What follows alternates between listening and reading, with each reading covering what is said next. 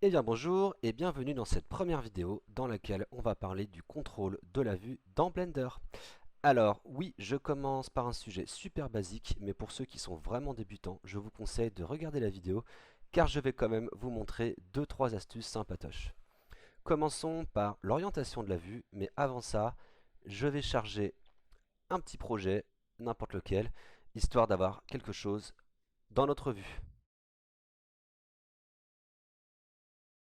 Donc, orienter la vue, c'est super simple. Il suffit d'utiliser le clic milieu de la souris. Et tant qu'on le maintient, on peut orienter la vue en déplaçant la souris.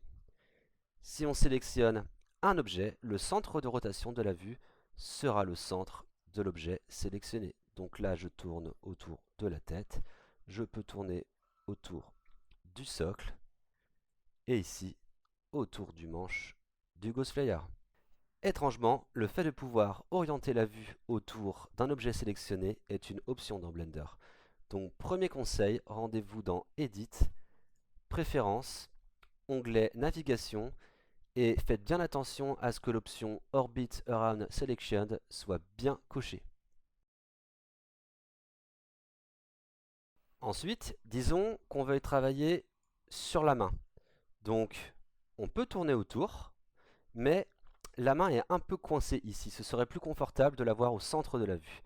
Donc on va la recentrer dans la vue en faisant un panoramique en maintenant la touche Shift du clavier appuyé et avec le clic milieu de la souris, on décale la vue afin que notre objet soit au centre de celle-ci.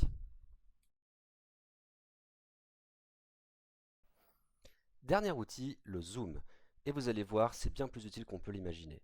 Donc pour zoomer, rien de plus simple, c'est la molette de la souris d'avant en arrière pour zoomer ou dézoomer. Jusqu'ici, tout va bien. Mais avant de zoomer, je vais juste placer la vue comme ça pour mieux vous expliquer. Mais avant de zoomer, on peut décider vers quoi on veut zoomer.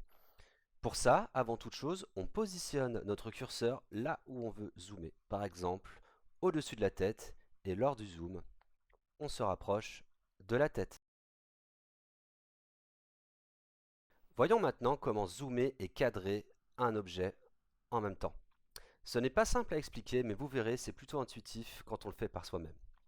Par exemple, si je veux que le zoom nous centre la tête dans la vue, je vais d'abord placer mon curseur à gauche de la vue, du côté de ma tête, mais vu qu'on va zoomer à partir du curseur, si je veux que la tête soit bien au centre, je mets le curseur encore un petit peu à gauche.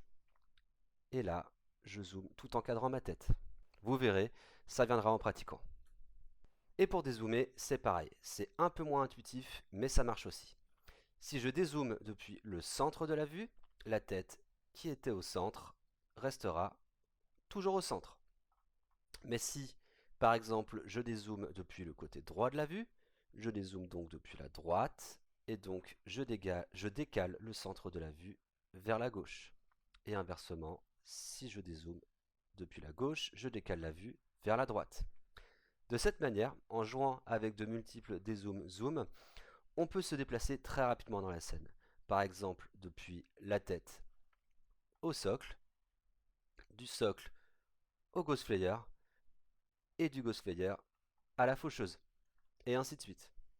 À la limite, on en oublie même qu'on peut décaler la vue avec Shift. Si je veux me déplacer de nouveau vers le Ghost Flyer, plutôt que de décaler la vue avec Shift, c'est tellement plus simple de dézoomer comme il faut, zoomer tout en cadrant, et maintenant je peux sélectionner mon objet, l'inspecter à coup, et si je veux repasser à la tête, le petit dézoom qui va bien, le zoom des familles, et on est parfaitement centré.